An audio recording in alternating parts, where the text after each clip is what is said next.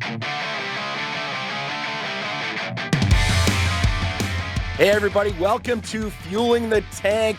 This is Jeff Peterson, and I'll tell you right now, we haven't even done this podcast yet, and I already know it's going to be one of my favorites.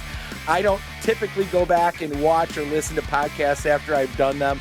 This is going to be one I know I'm going to go back and watch as soon as it posts. Ladies and gentlemen, welcome to the show, Jesse Cole, the creator of the Savannah Bananas, the whole Yellow Tux thing. He's clearly all about the yellow. So welcome, Jesse Cole, to Fueling the Tank. Wow, I need you as my hype man. You got me going this morning. I like it. I don't think Jesse Cole in any way, shape, or form needs a separate hype man. I mean, you come into everything ready to go, dressed for whatever that is to be dressed for. I think one of my favorite stories was back when you actually came to Wisconsin to speak for my nonprofit Biz Tank program for the Biz 360 conference, and Jason Pfeiffer, editor-in-chief of Entrepreneur Magazine, who you're a friend with now, and you came in, and Jason Pfeiffer literally told me, he goes, "Hey, do you have a speaker that is he's like all about like yellow? Because I saw him at the airport." And I'm like, "What?" And I had no idea that you like travel wearing the yellow tux. And then we had dinner with Jason that night, and sure as shit, here you come walking in yellow tux. And I'm like, this guy owns it all day, every day. So you are certainly your own hype man. I don't think you need one. You mean I'm not right in the head? I'm a little crazy. I should be committed is what you're referring to. It's 100% what I'm referring to. So Jesse, I want to get down to a little bit of like, everybody sees who you are now, what you're up to, the directions you're going. I want to get a little bit of a backstory with you, because I don't think you woke up one day in high school and said, I'm going to own this baseball team. I'm going to turn it into an entertainment versus baseball first. And you're going to be all about fans first, which is also the company that you started. What were you thinking in high school, and what was your direction in college? And, do you like baseball? Were you playing baseball? What's your deal? I mean, back then I loved baseball. Baseball was my life. My parents got divorced. My dad raised me. When I used to come to bat when I was a 5-year-old to play t-ball, my dad would go, "Jess, swing hard in case you hit it." And literally, he would say that every time I came up to bat.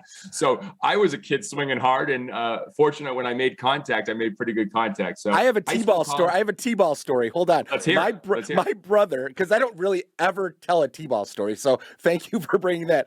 This is going to be a quick shout out to my brother Greg.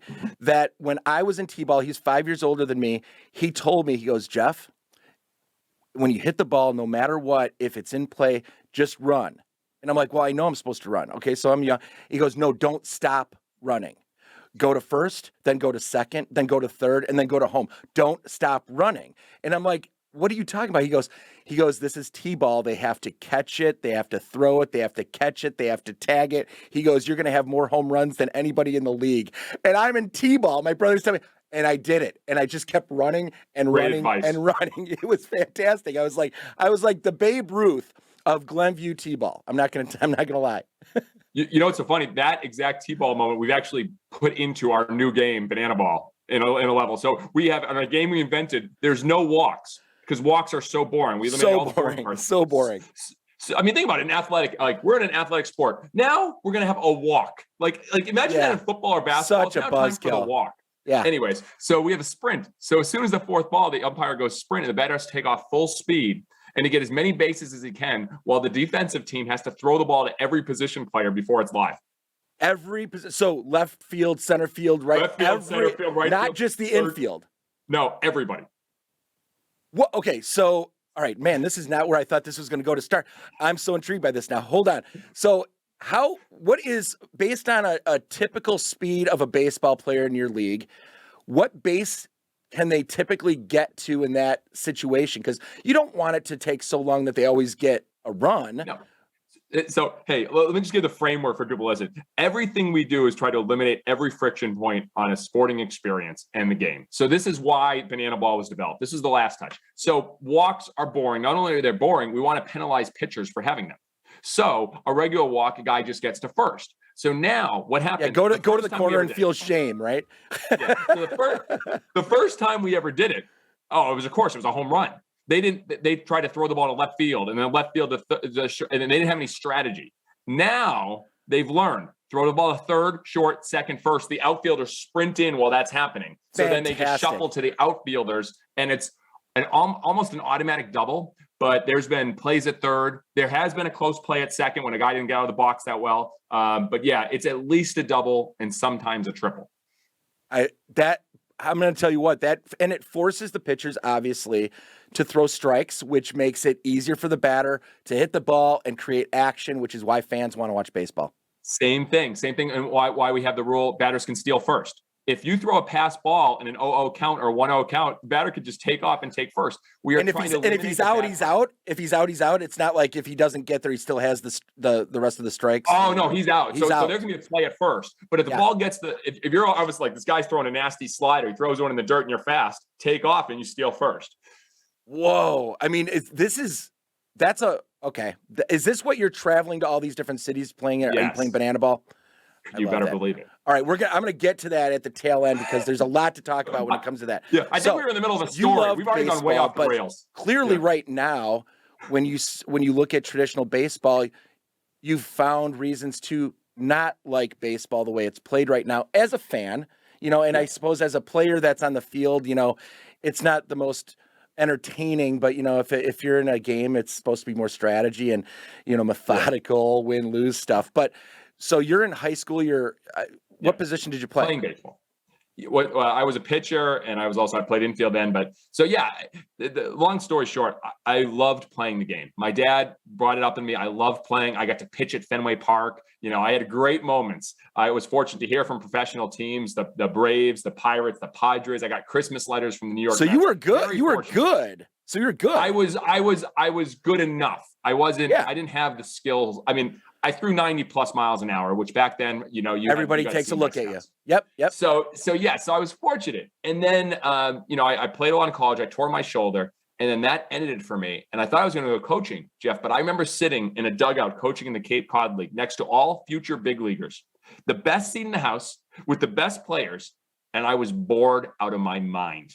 Yeah, now, it's a different thing playing, but watching. And so when I started thinking about watching, I was like, wow, if I'm a baseball guy and I understand the game, I know what's happening. I know all behind the scenes, which most people don't. I can't imagine what it is for most people. Right. And that's when we took the opportunity. I came into a failing team and really failing. And that's when we started trying to create new things. And let's face it, that's why there's so many sunflower seeds all over the dugout. I mean, in baseball parks, it's because they have nothing else to do but sit there and watch this slow game of baseball. So as you kind of moved forward, what was the first career move that you made then? I mean, if baseball's out of your life, you're obviously not saying I'm going to own a baseball team. I mean, that can't be what you were thinking. No, especially with no money. No money. I took an internship, which I know you're a big part. You believe in these as well. I think everyone should take internships because, that's when you really find out what you love, what you enjoy. When you get into the business, you see what the culture's like. So I took an internship and they handed me a phone book and they said, start calling and selling sponsorships. And they didn't give me any sales. And I started calling, but I didn't love sales, but I loved meeting with people and telling them like, hey, this is what we do. And so fortunately, I was the only one selling things for this team. So I got offered the job as a GM after 2 months of the new team, of a team in Gastonia, North Carolina. And Jeff, the only way you get offered a GM at 23 is if it's the worst team in the entire country. Like that's how I got offered it. And they know that you're not going to want a lot of money because they're not making any money. So I mean, I negotiated to get $27,000. I've negotiated. I tried to get. I got $27,000 as a general manager. And I said, but I want to have the opportunity to get to 30. I go, if I completely double sales and triple attendance, can I get a $3,000 bonus? And they're like, sure. Good luck. Right. So let me ask you, when it comes to that, I want to just kind of go through. So you're in Gastonia and you're made GM. Were those baseball teams profitable? enough to keep going, or was it just like people that own these teams had them as kind of a fun hobby in a community, in a town? Like, what was the business side of that like? Yeah. I think I've learned no one really owns a team to lose money. You always hope that you can do it better, But but do they a make huge money? percentage of teams lose money. So Yeah. the owner, who's a close friend of mine, he actually married Emily and I. So that's how close we were. He got ordained to marry us. So a good friend of mine, he owned minor league teams and was very successful, but then came into a small market with Gastonia, didn't have the right people running the team, and it failed. I mean, I remember I showed up that first day, there was only $268 in the bank account. We had payroll on Friday and had 3 full-time employees. So the team had lost $150,000 the previous year. Total sales were $128,000. It cost $270 to run. They had like 10 season ticket holders. Only a couple hundred fans were coming to the game. It was bad. And I called people in the community and they're like, we never even heard of the team. The team had been there for 7 years. No one even knew the team was. I got hung up on. No one wanted to meet with me. I mean, it was mine. I couldn't pay myself the first 3 months. So for 3 months, I didn't take payroll. They could have paid you $100,000 a year if they weren't going to make payroll anyways and made you feel better about yourself. Yeah, they could have had it on paper. Yeah, exactly. Right. Yeah, it makes six figures. but I'll tell you, I'm so fortunate because the owner let me I said, we can't be a baseball team anymore. He goes, what are you talking about? I go, baseball's not working. I met with people and they kept saying it's too long, too slow, too boring, or people don't want to go. You guys are the lowest level. For the listeners, I mean, we're college summer baseball. We're not even minor league, AAA, AA. We're college summer baseball. So I was like, well, what if our players did choreographed dances? What if we had grandma beauty pageants? What if you started thinking that way that quick? Oh, I immediately. So I didn't love reading in school, but as soon as I took that job and I realized that there was $268 in the bank account and I was in charge of this team, my first thing, no joke, I went Walt Disney and P.T. Barnum. And I was like, I didn't read about baseball. I read about P.T. Barnum and Walt Disney. And I started to think, what would Walt do and what would P.T. do? And I realized very quickly, P.T. was unbelievable about creating attention. So one of the first things we did, our mascot was, I never told you about this. Our mascot was this old bear that was like kind of scary looking, that no one really knew him. No one cared about him. So I fired him and I did a big release. I fired him for steroid use. And so this was in the when steroids were really big. So I fired him for steroid use. And I had a big picture of him walking out with his box. And so I started just trying to create attention.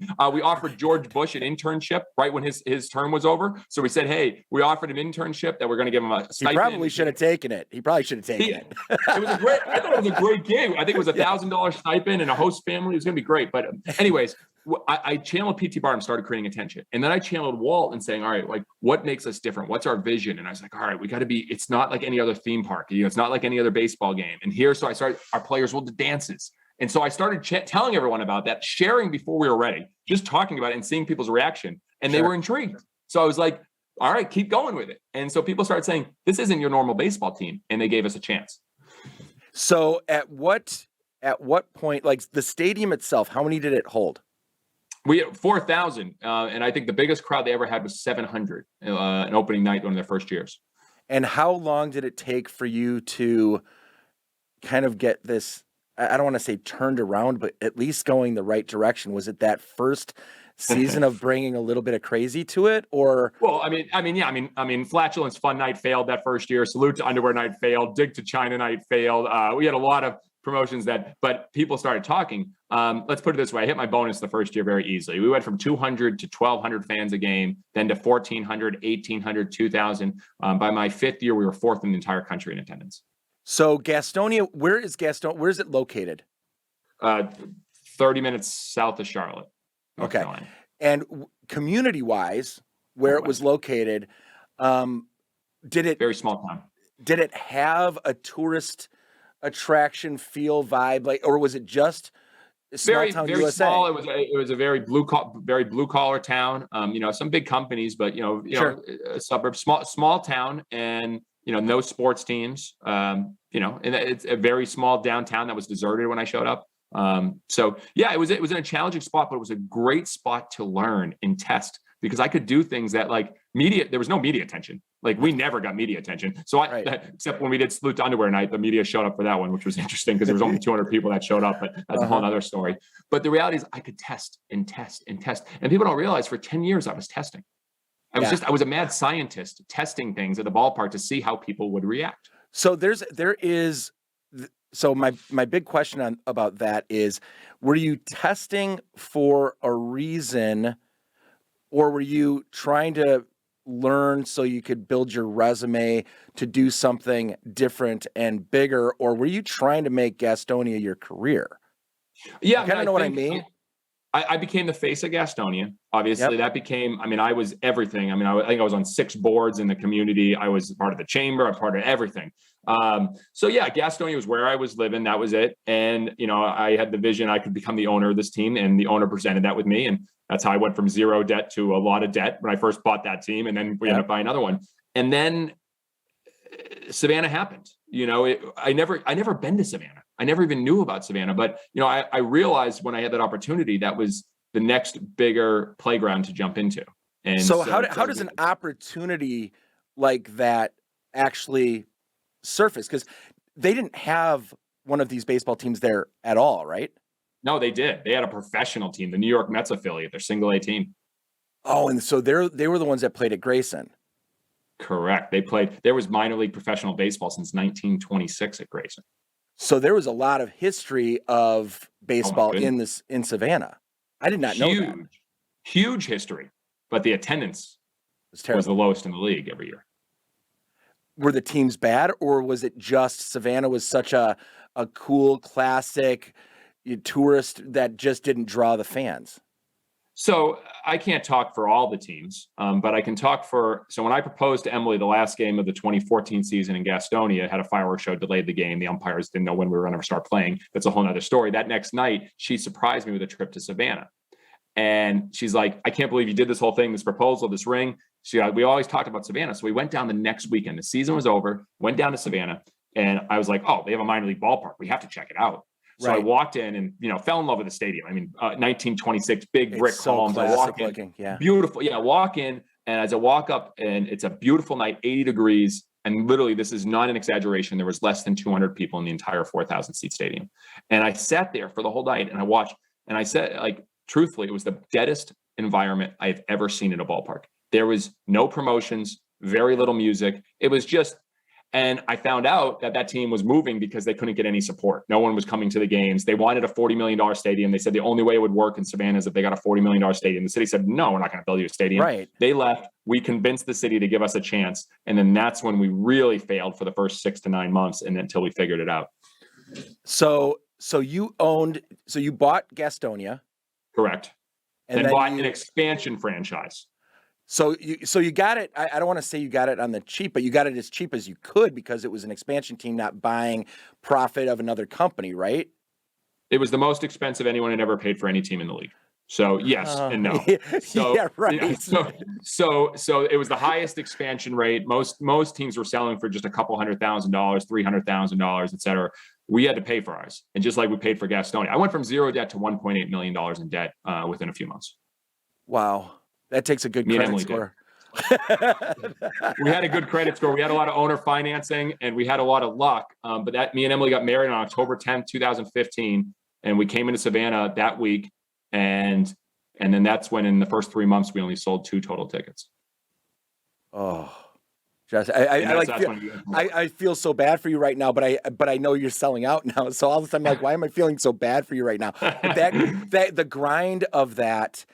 You know, it's such a grind, because especially since you have past history of looking at a minor league team that didn't perform well in that city. Yeah. So there's like when you're selling less tickets than they did, like like, what are we going to do? And then at what point from the beginning were you like, I'm going to take this whole 10 years of what I learned at Gastonia and I'm going to turn this into, you know, I don't want to call it a free for all, but yeah. We had a huge vision. I mean, again, Walt and P.T. Barnum had this huge vision, 10 years of lessons. We came in and we were like, all right. And one of the big things we said, we're going to be the first ever all-inclusive stadium. And we're going to be the first ever all-inclusive stadium. I was like, that's something we can do from the start. We can make it special. There's going to be entertainment to the next level, dancing, all that. But we were talking to nobody. And my point is, no one wanted to listen to us, because we came in and we had all these ideas, but no one's like, you haven't proven yourself. You're this college summer baseball team. We had professional baseball. And Jeff, I wasn't wearing the yellow tuxedo. I was trying to I was nervous about trying. It was this bigger city, coming from a small city, not trying to be too big over the top. Right. And so it was this weird balance where we were nothing to nobody. Unbelievable. So when you coming in with that much debt, what was your length of time that you had to get to some level of success, or it was over? Well, January 15th, 2016. that was at 4:45 p.m. and me and Emily were at my college roommate's wedding in New Jersey. And on a Friday, we got the call from one of our team members and said, we just overdrafted our account. We're going to miss payroll. Oh. And me and Emily are getting ready to walk out the door to go to the wedding. And we look at each other like, what are we going to do? And so quickly, I transferred a few dollars that I had to cover payroll. And me and Emily were at that wedding and we fake smiled the whole night. And as we drove back from New Jersey, she turned to me and said, Jesse, we have to sell our house. We have no other options. And so we put our house on the market within the next few days, sold that so that we could get some more funds, put our money into Savannah, and then moved down there and found an absolute dump. I mean, the worst place you could ever imagine, because it was on the market for 3 years. No one wanted it. We couldn't afford anything. We got an air bed. We didn't want to spend the money on the bed because we didn't have any money. So we got an air bed. We went grocery shopping on $30 for an entire week at Walmart, which is not even real food. If you talk about 42 meals between the two of us. That's just a lot of ramen noodles. I mean, it was ramen noodles. It was Hot Pockets. It was boxes of like terrible cats. Oh, it was disgusting. That's what we worked with. And so that was pretty close to rock bottom. We knew we had to turn it around. So that was in January, and we knew we were announcing the team on February 25th. So we said, if we could get to that announcement and really come out big and let people know we're here, we think we can make it if we can come out big. So here you are, 2021. You're selling out the stadium. The Savannah Bananas on social media is red hot. The energy that you've brought, the entertainment value that you've brought. You've been featured on ESPN. You were a feature story in Entrepreneur Magazine. You are now traveling the country as a speaker, talking about the energy of it all and inspiring and motivating people. When did this entire transition, when do you think it like just turned that corner for you where you're like, yep, boom? Mm-hmm. When was that? I mean, without being cliche, it was literally one fan at a time. So when the first game, the fans showed up and we sold out the first game in 2016 and the team was in green uniforms because we weren't quite right. And we ended up literally, Jeff, I'm telling you, we made 6 errors. We played terrible. All right. We actually had a second rounder for the Cleveland Indians pitch for us, but it didn't help. I mean, we played terrible, but the fans watched as we had the Bananas go out and dance in the rain during a rain delay. So the idea of having women in their 70s dancing to Bruno Mars out in the rain, fans loved it. They stayed till 9:00 when the game started and they were all there. And they left and they saw the dancing players and the Bananas and the Banana Baby and all these ideas that we were working on for many months. And they told everybody. And so from that point on, the first 6 months, we marketed like everyone else, social media like everyone else. Yep. At that point, it was just a catalyst. They started talking and then the next game sold out. The next game sold out and tickets were just going like this. And then it kept spreading. So that helped locally. Still nationally, all the people knew us. Then the next year, people started traveling in for games. People started asking us to tell our story. MSNBC flew in the second year because they heard about it. And then it took off from there, then CBS Sports. And so each year, and then I think 2020 was the biggest year for us in so many ways. Every team shut down. We found a way to play, but we committed all in on trying to create more fans digitally, creating more fans at every game and doing things we've never done before because it was a whole nother experiment. When we only could have 1,500 people in our stadium, we were like, all right, this is like our dress rehearsal for us. Right. What can we do and test? And then all of a sudden, when the doors opened for 2021, I mean, Boston Globe flew down and CBS and everyone flew down and it just took off because we were doing something that I think a lot of people maybe said, oh, that'd be fun to do, but they could never do it because of red tape in sports. Yeah, we were able to pull the trigger, right? Everything. Yeah. And the thing is, like, we have almost 100 promotions in a given game, 50 in our pregame, 50 during the game. Every night we do 4 things we've never done in front of a live audience. And 3 out of 4 of those usually don't go well. But when you have that many at-bats, I asked this in every one of my keynotes. I go, who has the most hits in Major League Baseball? It's Pete Rose. He had 4,000 hits. He had 14,000 at-bats, Jeff. Right. We have more at-bats than anyone in any sports team.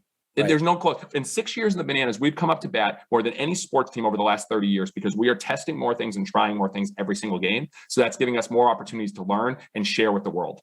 Is anybody else trying to mimic the way you're doing it How many calls do you get from other teams? Is this something they're like, Jesse, help us turn what we're doing into a little bit more entertainment? Or do you just feel like they're watching from outside and just grabbing some things? Are you noticing a change in your league and minor league baseball? Yes, to an extent. I mean, we're fortunate. I pinch myself. I mean, like I said, my wife and I were sleeping on an airbed, Emily, just 6 years ago. But like, yeah, yesterday I'm trying to connect on a flight from a speech that I'm giving, and it was delayed. So I'm running through the airport in Chicago, and I'm running. Jeff, 4 times I got stopped by people. 2 people in sports. Oh, Jesse Cole. Hey man, fan, what are you guys doing? I go, thanks, man. I gotta go. And like 4 different times. And finally, I got to the gate, and I had missed the flight. But the woman said, oh my God, it is you. I thought it was. We saw the ESPN special. I knew you were young. I thought you could make it, but I knew you had to run like you missed it. But hey, we're taking care of you. We're upgrading you for the next flight. We love what you guys do. And I'm like, this is crazy. Like, and so, yes, I think people watch and people observe. And I think hear from a lot of sports teams that, they wish they could do that. They wish they could have a breakdancing first base coach in the middle of the game. They wish they could have, their players, shotgun and smash drinks as they come up to the plate and introduce themselves. Now batting for the Bananas, myself, like we did during games. Yeah, like, I love that. They can't do it, but I think they want to do it. And what I hope is that maybe at the highest levels that they can do a little of these things and not necessarily take them from us, just take the mindset of put your fans first and start thinking about all the corporate red tape and start focusing on how can your players have more fun, celebrate more, and do more things for the fans. Our players every game go into the crowd and deliver roses to little girls. They do the conga line through the crowd. Every time we score our first run of the game, it's now a tradition. When the run scores, the whole team runs through the entire grandstand, high-fiving all the fans. There's nobody in the dugout during this point. It's probably very Bush League, but it's hilarious. And because you're breaking down the barriers. And fans come to a game, come to an experience to feel like they're a part of something, not just to sit back and watch these guys who, can't even touch or talk to you. That's, I think, the difference that I hope more sports can do. Well, and what an adventure for these players. I mean, you're going to have players that probably are like, I don't want to go put myself in that situation. So you're missing some of, maybe some elite players that just don't want to get into that, environment. But what's your list like for players that are begging to come and play? We're up to 1,500 a year reach out to play for us for a 30-man roster. It's a funny, we're taking the Banana Ball show to different cities all over the country. And we were in Kansas City, checking out that city and checking out the ballpark. And 2 different times at lunch and at a gas station, kids came over. Are you Bill Leroy? And it was one of our players. So one of our players, the guy that introduced They're himself. Getting pressed, man. and I'm like, and Bill's the guy who played at a small, Division II, Division III school. And he's like, this is unbelievable because people now recognize, not necessarily for his baseball ability, but because he has fun on the field. He introduces himself. He's mic'd up. He does things on the field that most people don't do. And like, I'd rather be recognized for the fun, and that's more inspiring to me than guys just hitting doubles and home runs, to be honest with you. It really is. And I think just the way you're going about it, you're changing the perception, you're changing, the players on your team are going to walk out just better people because of the way that they are being treated by you as far as your organization, but also interacting with the fans and kind of learning that aspect of life. Versus just the rules of baseball and working on skills. It's like I think it's amazing to see that. So as you've can I share you something on that? Yeah, please. Can I share you something on that? Yeah. So that exact example. So no player gets to put on their uniform until they go through Fans First U and they learn the Bananas way of how we treat fans. And it's an hour and a half with me. I tell stories and stuff. And so what happened was 3 years ago, I never forget. A player who joined us conditionally, Brian Encarnacion. So conditionally means he'll be with us for a week or two before our full-time players get here. So he's just here for a week. And after that first game, 2 young kids came up to him with jerseys on, big Bananas fans, and said, "Can I get your autograph?" And he got down to his knee and said, "Only if I can have yours." And so the kid, a pen, and he gave him his hat, and both kids signed his hat, John and Ethan. They didn't sign their full names. They just wrote their first names. They were young kids, John and Ethan. And I told that story to the guys. And now I watch, the Boston Globe had a big front page story, and they showed a picture. One of the pictures was our player, Christian Dearman, and he had his hat with names of kids all over it. And one kid, little girl, was signing his hat. And I think about that moment. And I think about when I was a kid and went to Disney and how the characters made me feel. Yeah. Imagine being a kid and you get to tell you go back to school the next day, I get to sign a Bananas player's hat. There's a difference between getting an autograph, and that to us is fans first. And that's how we teach this. And we share those stories over again. How do you make the kids feel like the stars, not just you? That's the difference. And and I think it's important because when you went back and you were talking about these other teams wishing they could do this, wishing they could do that, you know what? We can sit here and wish all we want, but we can also do what we want. We can do. We don't have to just wish, we can do. And what I think is amazing is you're not the only person that's doing with your organization. Everybody's doing. They're not wishing they had fans. They're building their own fan base because they're reaching out to the fans and caring about the fans. Mm-hmm. They're not wishing that they were a good team. They're becoming a good team because they're in sync with what matters to them personally. And when they go out, to play, when you're in sync with your team, you're going to enjoy it, and win or lose in that day, you're going to have more wins, whether it's on the scoreboard or in life. And I couldn't agree more. And it actually proves the scoreboard. I mean, it's crazy. We don't talk about the baseball. We talk about the experience and what we're trying to deliver to our fans. We talk about fans first. Our players, our teams have won more games than any team in the league over the last 6 years. They just won their second championship. They've gone to the playoffs every year. And I think it's because when you're part of a culture that it's more than just baseball. If you're part, whatever your business is, if you're a part of a culture that look what we get to do every day. We're not just making a product, we're creating feelings. And we tell our team, nothing matters more than making people feel like they matter. And I'll tell you, Jeff, I want to give you a tribute. When you booked me to come speak at your event, the amount of touch points that you gave and reaching out and connecting. I mean, the persistence was amazing. All right. Second, which was awesome. So bad because we did not know each other at all. No, we didn't know, but it was such a testament to you that I think anybody can do no matter what field you are. Not only was it just reaching out about, trying to get me to come out to this event, which I was excited about, but it was, hey, I saw this post. I love what you're doing. Hey, I saw this. I love what you're doing. And then afterwards, hey, I want to connect you with this person. I want to connect you with this person. You didn't stop. And that's the same thing as fans first. What you were doing today, like I'm a huge fan of you. And so every day I wake up and I say, how do we create fans? And the way you create fans is you create moments for other people and you show that you care and you show up every day. And if every day I can create a few fans, I feel good. And that's what you're doing. And you have nothing, you don't wear a yellow tuxedo, you're in sometimes more of a serious business. And I think that's the key. Stop chasing customers, start creating fans. And there's so many ways to do it.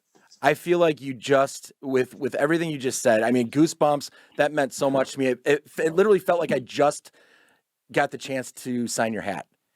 So I appreciate that. That was that moment that it just kind of felt like, wow, and I appreciate that. So I want to get a little serious here. Even though you're wearing the yellow tux and all. First of all, I had somebody ask me a question that I thought was rather hilarious. They said, "Hey, ask Jesse if he's ever been thought he was a plantain and not a banana." That is the weirdest thing. Considering I don't ever consider myself a banana, so it's like, wait, like there's two parts to that question, which both are completely irrational. Right. So that just whoever said that, just say thank you for asking that. You know what? That takes some courage to ask something like that. Let's just go with a thank you. Yeah, and I'm like, man, plantains are so little, and Jesse's tall. I don't know who would ever think that was the case. Do you have any other clothes in your closet that are yellow, or once you take off the yellow tux, you're okay with putting the yellow down for a bit? You know what's funny, and I think people look at promoters in a different way. You think about promoters for concerts, promoters. You kind of look at them like in a different way. Yeah, I have a huge respect for promoters because to me, if you're a real thoroughbred, genuine promoter, you love what you do so much that you want to tell everyone about it. Yes. And so for me, obviously, P.T. Barnum, that's why he's the greatest promoter of history. But for me, I wear the yellow tuxedo and then I wear Bananas gear because I love it. I love when people ask about the Bananas. I love telling because I know that if you come to one of our games, if you're a part of our experience, it will make a difference in your life. I believe it so much. I want to scream part of the mountaintops. So yes, do I have other clothes? And does Emily like when I don't wear banana stuff? Yes. But I will wear it whenever I can because I'm so proud and I believe so much in what we do. And I think whatever company you are, if you're the founder, you're the CEO, create a company that your people feel so proud that they want to wear your gear. They want to wear that logo when they go out. If you do that, you really built something special. And that's what we're trying to build here with the Bananas. I couldn't agree with you more. We're very much a swag company, and I love when I see employees actually wear it because they're choosing to, versus saying, "Hey, put this on. We've got somebody walking through on a tour, so you have to wear something with our logo on it," something stupid like that. I love when they just wear it on a Tuesday or a Thursday, or all of a sudden you see them wearing it, on a Facebook post that they're out on a Saturday and they happen to be wearing something. It is that proud moment. Now, I'll tell you, when I put on anything that I've got that's Savannah Bananas, I want people to ask me who it is, what it is, because I like telling your damn story. I think it's a great story. I also think what you're doing is fun. I have yet to be to a game, and that's all on me. But I can't wait to get out there and do it. As you start to get into the speaking career, is that something that you have ever thought of? I am wearing the yellow tux and I'm going out doing the speaking thing. Is there ever a time when you're thinking, how am I ever going to transition on the speaking circuit, not in a yellow tux? Is this like a Samson gets his haircut and there's a deflation? What are your thoughts on just like, is the yellow tux going to be forever? And is it just so much a part of you? It's actually a good question. I haven't thought too much about that, in the sense that the yellow tux has become a part of me. And I say it all the time, and I believe it. When I played baseball and you put on your uniform, it's a different feeling than putting on your practice pants and practice shorts. It is game time. When I put on this yellow tux, it is showtime. So I'm right now with you. Like, I am bringing it full energy because this is who I am. It's me. So the people think, like, when I'm in the airport, they're like, that guy's just trying to get attention. It's like, no, really, like, this is who I am now. Like, this is what I feel proud of. So there could be a point, I'm never going to say never, but when I get on stage and wear this, like, this is what you're going to get. You're going to get the full energy, the crazy guy, the fun guy. And, I don't see myself running from that anytime in the near future. And I think when you kind of just mentioned using the term promoter versus owner, there is a massive difference in what you're trying to accomplish in those two roles. The ownership of the Savannah Bananas it's the money, it's the making sure the fans are having a great time, the field is the way it should be, the players are taken care of, the interns have responsibilities, then they're learning through your organization. The promoter is letting the world know it exists, and that is a huge difference. And I think now I understand more about why you're wearing the yellow tux all the time. Well, let's stay with that for a second, but also let's go here. If the normal owner, the first thing you said with owner, you said money. And I'll tell you right now, I have no idea how much money is in our account. Walt Disney said it best. He goes, money doesn't excite me. My ideas excite me. I'm the same exact way. I got a report at the end of the year from our team. I don't even get a monthly report on our financials. I don't even have access to our accounts. I have no idea what's in our account. That's very scary and dangerous, probably for most owners, but I have a trust in my team. My point is, most owners, if you think of a typical owner, money, corporate office, a regular nice dress suit, nice watch, driving a car, they're always, hosting, with the top people in their owner's suite. Like, that's the way you think of owners. Yeah. For me, I want to be the owner that gives our entire team permission to have fun. I want to be the owner that literally runs through the crowd and throws underwear at fans. I want to be the owner that does selfies with fans, that literally is on the field dancing, that is doing all the fun, because I think that gives our entire team, our players, our staff, our interns, our part-time, everyone permission. Hey, when you come to Savannah, this is where we go bananas. We're going to have fun. The owner's a part of it. So why can't we all be a part of it? Jesse Cole, you're doing it right because you're doing it the way you want to do it. And you're doing it based on what you feel and know the fans are looking for and the people around you.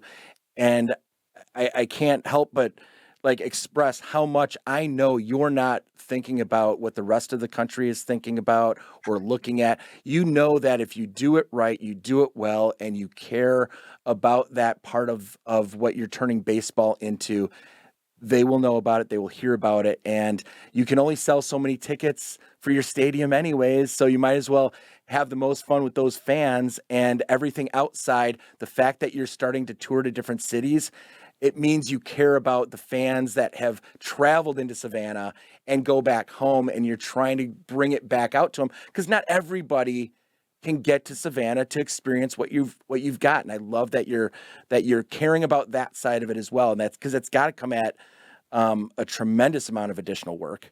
And it's completely unscalable too. It's completely unscalable. It really is. I mean, being honest, there's a reason why no one's doing in this country. You can say the Globetrotters. Well, the Globetrotters travel with between 20 and 30 people. When we went on our one city world tour, we traveled with 100. We brought our entire pep band, our entire male cheerleading team, our breakdancing coaches. We brought both teams. We brought all the entertainment, our Princess Potassia. I mean, we bring in it all, okay? And it's not scalable, but however, we found a way to make it successful. And if you find a way to do something that no one else is doing or can do it, then you have this unbelievable opportunity to create something no one's ever seen before. And then, to my opinion, then it can be scalable. You know, it's very unscalable. Anything you do special is very unscalable in the beginning.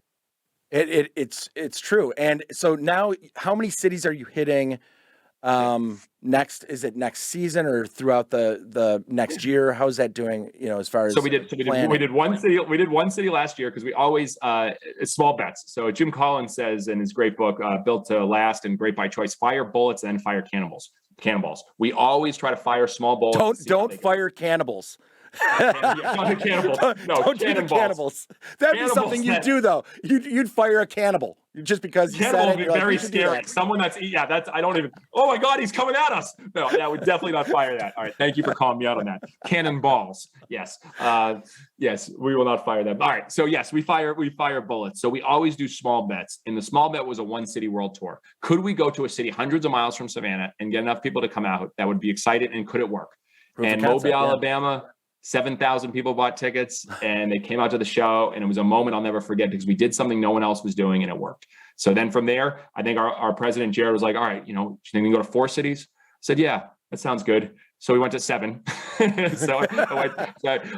went to 7 set for this spring, and everyone's a test. We're doing a major league spring training home, $155 million facility of the Astros and Nationals. We're doing the oldest ballpark in the country in Birmingham, 1910 ballpark. We're doing a challenger against an independent team playing the Kansas City Monarchs.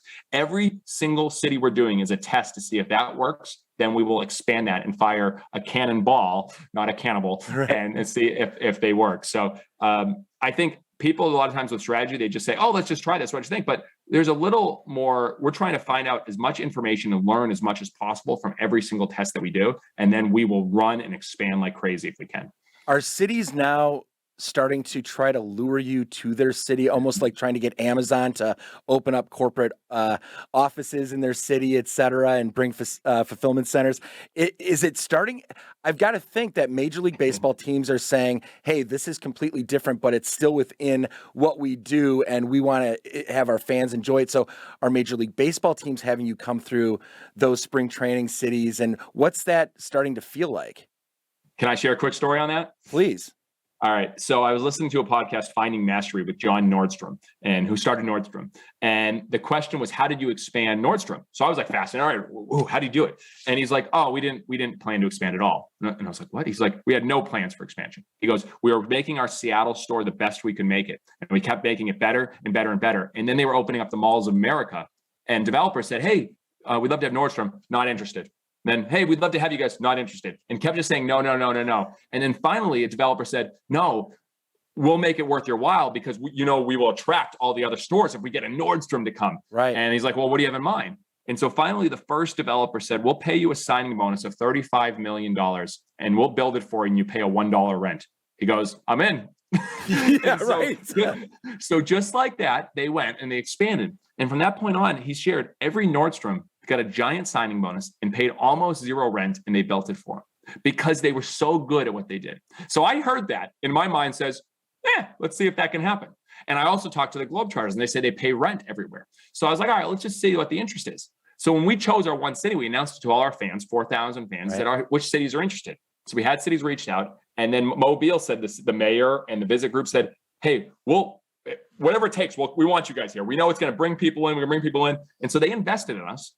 And it was an unbelievable investment for them. What happened? Fans from over 17 states came in. Fans from over 200 zip codes came in, sold out hotels, and it was a huge win for the city. Right. So now we have that data from that first one. And so now other cities that reach out, they're now sending proposals for us to come in, and it's a win for the city, win for the Bananas, and most importantly, win for the fans. And so that's what we're fortunate is happening now. And because we're not saying we need to go to 50 cities, 100 cities right away.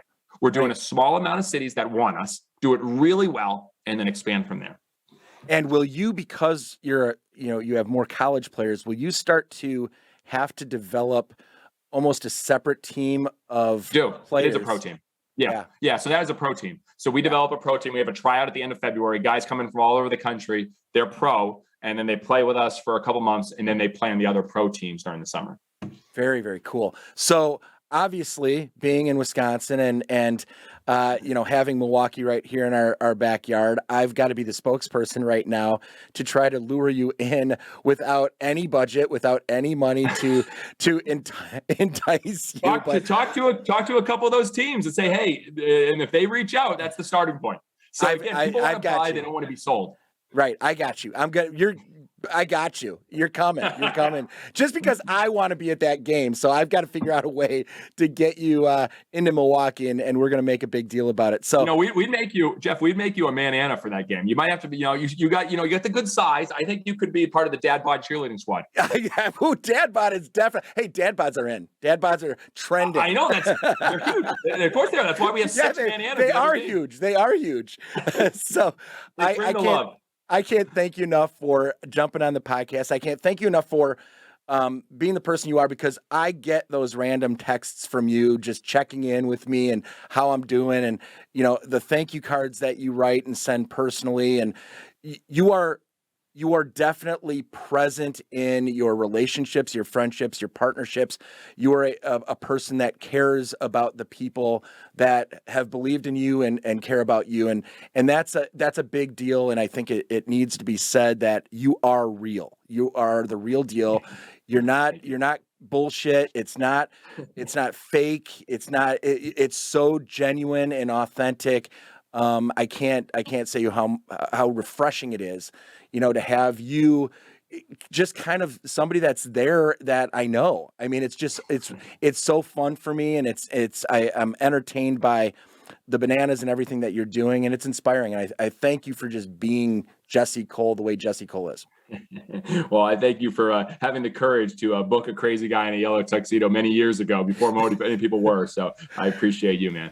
Absolutely. Thanks for being part of Fueling the Tank. Thanks for giving me a chance to share a little bit more about Jesse Cole, maybe some things that people haven't heard about yet, and kind of elevate, if it even needs it right now, to let people know what's going on in your world, and get those cities to start reaching out and know what that's going to mean to their communities and their fans, because people that live in the community, it is that city's responsibility to their community to treat them like fans first, and start caring about that. So you're that tool to help them do that, and thanks for being part of Fueling the Tank. Thank you so much, Joe. All right, we'll talk soon, bud.